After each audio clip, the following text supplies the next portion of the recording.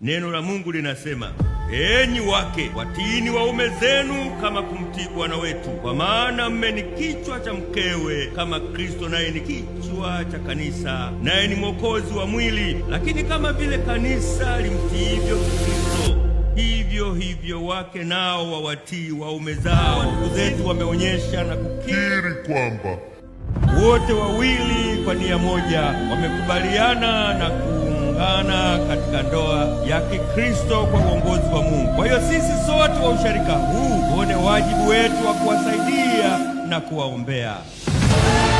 Thank you. Heshima, Mr. and Mrs. wherever you are.